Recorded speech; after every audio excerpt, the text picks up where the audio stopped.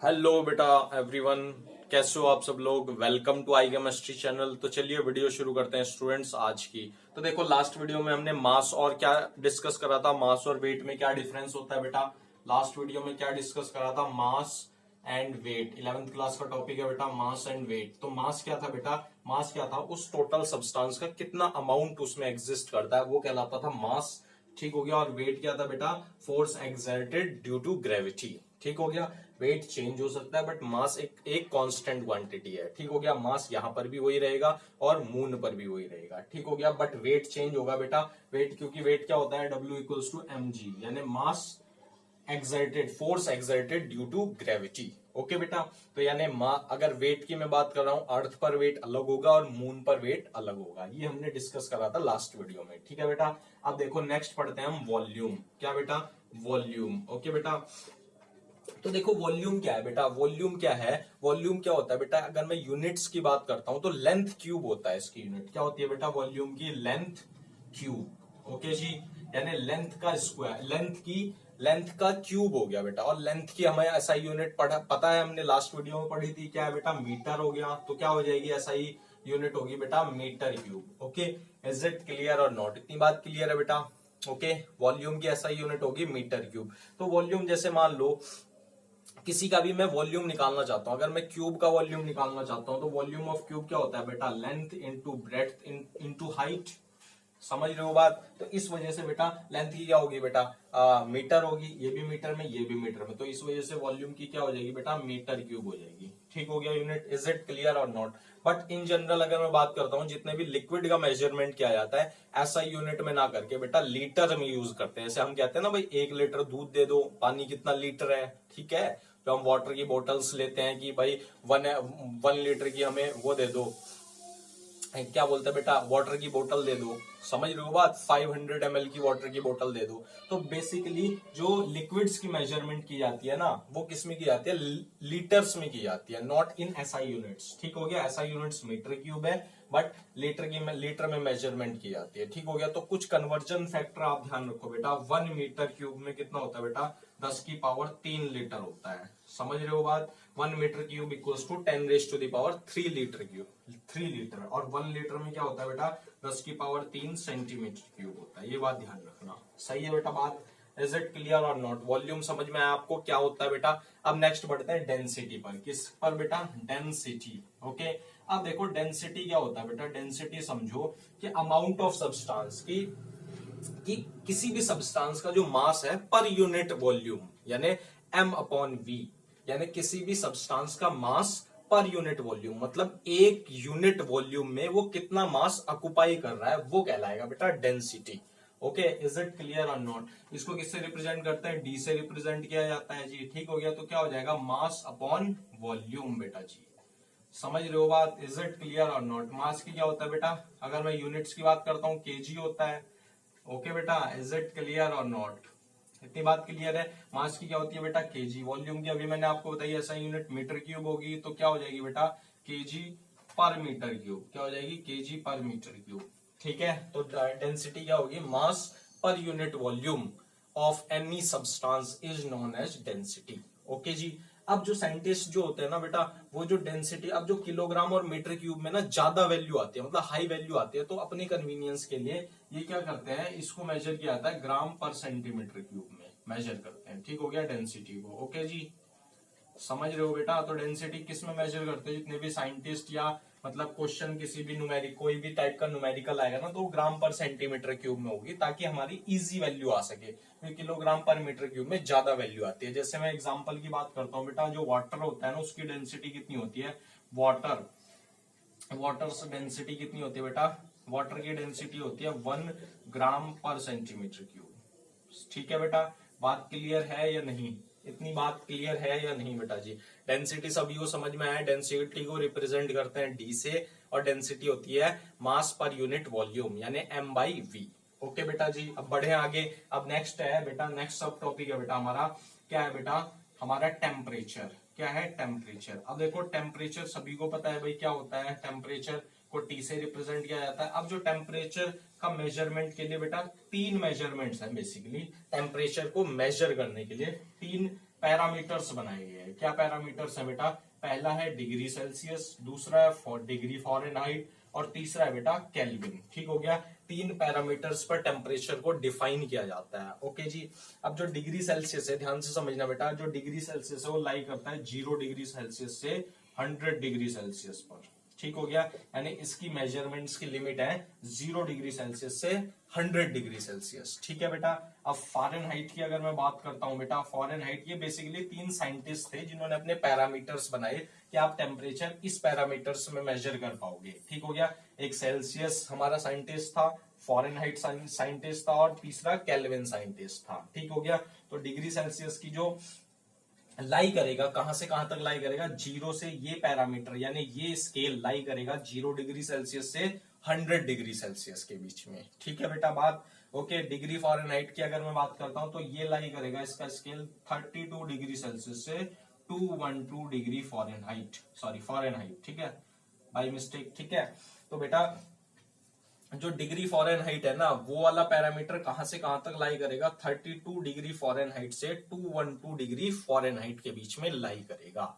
बात समझ गए बेटा? इज इट क्लियर और नॉट? अब अगर मैं बात करता हूं बेटा, केल्विन जो पैरामीटर है हमारा, parameter of measurement of temperature, वो लाई करेगा बेटा 273.15 केल्विन से कहां तक? 373.15 केल्विन तक लाई करेगा।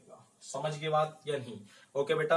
अब अगर बात करते हैं, आपने पढ़ा था जब last time basic physical properties पढ़ा रहा था, तो टेम्परेचर की क्या थी बेटा? केल्विन थी। बात समझ में आ रही है नहीं आ रही है बेटा? टेम्परेचर की यूनिट क्या थी बेटा? केल्विन थी। ओके। अब देखो इनके कन्वर्जन फैक्टर्स पे बेटा न्यूमेरिकल्स आते हैं, तो कन्वर्जन फैक्टर आप ध्यान में रखो, आपको याद भी होगा, 9th में आपने पढ़े हैं कन्वर्जन फैक्टर। एक बार मैं रिवाइज करवा रहा हूं बेटा। ओके जी, इसको रब करते हैं। सही है बेटा। तो देखो जी, इनके कन्वर्जन फैक्टर ध्यान में रखो बेटा। ऐसा यूनिट ऑफ टेम्परेचर क्या थी बेटा? केल्विन थी जी।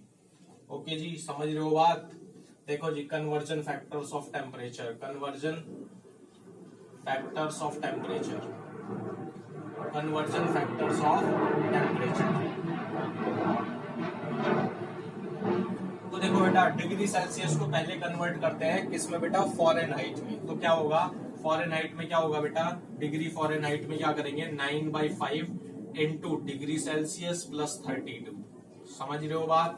तो देखो क्या फॉर्मूला है कन्वर्जन का? Degree Fahrenheit equals to 9/5 degree Celsius plus 32। ठीक हो गया। 9/5 इंटू डिग्री सेल्सियस में कोई वैल्यू होगी, उसमें 32 ऐड कर लेंगे। और केल्विन में चेंज करने का फॉर्मूला क्या है बेटा? Degree Celsius plus 273.15। ओके। तो देखो अगर किसी भी चीज को केल्विन में चेंज करना है और वो हमारे पास डिग्री सेल्सियस में है, तो बेटा उसमें 273.15 ऐड करने से हमारा केल्विन में चेंज आ जाएगा। ठीक हो गया। अब इसको और मॉडिफाई, मान लो कोई आपके पास फॉरेनहाइट में, तो कैसे करोगे बेटा? तो डिग्री सेल्सियस का मतलब कैसे करोगे आप? देखो जी कैसे करोगे, आपको क्रॉस मल्टीप्लाई करना है बेटा जी। तो देखो डिग्री फॉरेनहाइट है, -32 हो जाएगा। ओके जी, बोलो रे, इक्वल्स टू 9/5 डिग्री सेल्सियस। ठीक है बेटा, समझ रहे हो बात? अरे इतनी बात समझ में आई आपको? या हम ऐसे कर सकते हैं बेटा, देखो ध्यान से देखो, इसको इधर इसको इधर, तो क्या हो जाएगा 5/9 okay into degree Celsius -32 degree -32 equals two degree Celsius. ठीक है। तो देखो डिग्री सेल्सियस को अगर मैं किस में चेंज करूंगा बेटा? फॉरेनहाइट में। किसमें? तो क्या हो जाएगा 5/9 से मल्टीप्लाई करनी पड़ेगी इंटू फॉरेनहाइट -32, उससे मेरा डिग्री सेल्सियस में चेंज हो जाएगा। ठीक हो गया। अब मान लो मेरे पास कोई टेम्परेचर दिया है बेटा केल्विन में, उसको डिग्री सेल्सियस में चेंज करना है, तो देखो क्या करूंगा बेटा, मैं इसको इधर भेज दूंगा, तो इसका मतलब 273.15 minus kelvin equals two degree Celsius. ठीक हो गया। मेरा क्या किसमें चेंज आ जाएगा बेटा? डिग्री सेल्सियस में मेरा फॉर्मूला आ जाएगा। ओके। कन्वर्जन सभी को समझ में आया? सॉरी बेटा। तो देखो कन्वर्जन फैक्टर सभी को समझ में आया। टेम्परेचर का किस टाइप से करते हैं? डिग्री सेल्सियस कितना? 0 से 100 के बीच में लाई करता है। केल्विन 273.15 से 373.15 के बीच में लाई करता है। और फॉरेनहाइट 32 से 212 डिग्री फॉरेनहाइट के बीच में लाई करता है। ठीक हो गया बेटा। अब देखो मेजरमेंट्स ऑफ यूनिट। अब इनको मेजरमेंट्स करने की, measurement of these units, measurements की यूनिट्स हैं बेटा, ठीक हो गया। अब देखो मेजरमेंट के लिए ना कुछ एक बात ध्यान रखना बेटा, साइंटिफिक नोटेशन होता है, साइंटिफिक नोटेशन नाम की चीज होती है, साइंटिफिक नोटेशन, वो आपको बिल्कुल आना चाहिए जी। देखो जी साइंटिफिक नोटेशन क्या होती है बेटा, जैसे कोई भी हमारी जब बहुत सारी बड़ी वैल्यू आ जाती है ना, न्यूमेरिकल वैल्यू केमिस्ट्री में, तो उसको सिंप्लीफाई कर दिया जाता है। कैसे कर लिया जाता है, क्या कर लिया जाता है बेटा, उसको सिंप्लीफाई कर लिया जाता है। सिंप्लीफाई कैसे करते हैं, जैसे मान लो हमारे पास ये है 6000, ये 60,000 है, ठीक हो गया। इसको ऐसे ना लिखकर बेटा कैसे लिखेंगे, देखो ध्यान से समझो, ये इंपॉर्टेंट है फिनोमिना। देखो अब यहां पर मैं पॉइंट के बाद जीरो लगाऊंगा, तो जानते हो कोई वैल्यू नहीं होगी। अब देखो बेटा साइंटिफिक नोटेशन ये कहता है जो भी हमारी नॉन जीरो डिजिट है ना, उस पॉइंट उसके पहले अंक तक लाओ। देखो इसका मतलब मैं इसको कैसे लिखूंगा, 6.0000, यानी देखो ये पॉइंट यहां पे थी, इसको मैंने कहा खिसकाया, कितने स्थान पहले खिसकाया, 1 2 3 4, ठीक हो गया। तो इसका मतलब मैं इस पॉइंट को यहां लेके आया हूं बेटा। अब देखो इसका मतलब देखो जब हमारा, ध्यान से देखो बेटा, पॉइंट राइट से लेफ्ट में जाता है, ठीक हो गया, तो क्या करते हैं, 10 की पावर किस में लिखी जाती है बेटा, प्लस में लिखी जाती है, जितने स्थान हम ले गए, ठीक है। तो देखो इसको मैं कैसे लिखूंगा, 6.000 into 10 raise to the power, कितने स्थान ले गया, 1 2 3 4,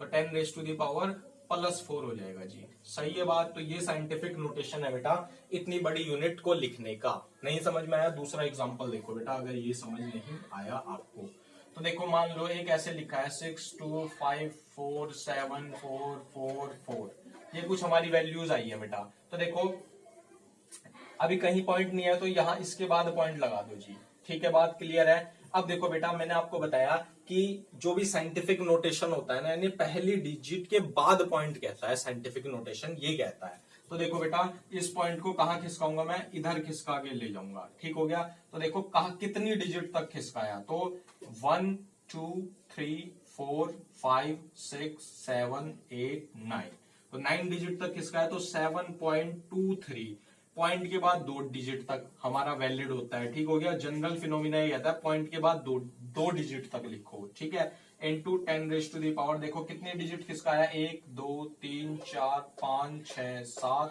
8 9, तो 10 की पावर +9 आएगा। ध्यान रखना जब पॉइंट राइट से लेफ्ट में जाता है, ठीक हो गया, तो 10 की पावर क्या करते हैं बेटा, प्लस करते हैं, तो कितना होगा, 1 2 3 4 5 6 7 8 9, तो 10 की पावर 9 आ जाएगा जी, scientific notation. Is it clear और नॉट, इतनी बात क्लियर है बेटा। तो ये कंडीशन जब है जब हमारा पॉइंट राइट में है, लेफ्ट में ले जा रहा हूं। अब उल्टा करके देखते हैं जी, देखो कैसे, 0 0 0.0000346, ठीक है बेटा। अब देखो अब इसको साइंटिफिक नोटेशन में लिखना चाहता हूं, तो देखो बेटा अब जो पॉइंट है वो कैसे खिसकेगा, इधर को खिसकेगा भाई, एक डिजिट के बाद ही तो खिसकेगा, भी बताया मैंने, नॉन डिजिट के बाद खिसकेगा, ठीक हो गया। अब देखो ये जो पॉइंट है बेटा, ये लेफ्ट साइड ये हुई और ये राइट, तो लेफ्ट से राइट में जा रहा है। तो अब देखो मैं कैसे लिखूंगा, 3.46 into 10 raise to the power, जितना स्थान हमने ले गए उस पॉइंट को, उतनी माइनस में पावर लगा दो। क्या है बेटा फॉर्मूला, उतनी माइनस में पावर लगा दो। अगर राइट से लेफ्ट में जा रही है तो उतनी पावर प्लस में लगा दो। तो देखो कितना ले गए, 1 2 3 4 5, तो 10 रेज टू दी पावर -5 इसकी साइंटिफिक नोटेशन आ जाएगी।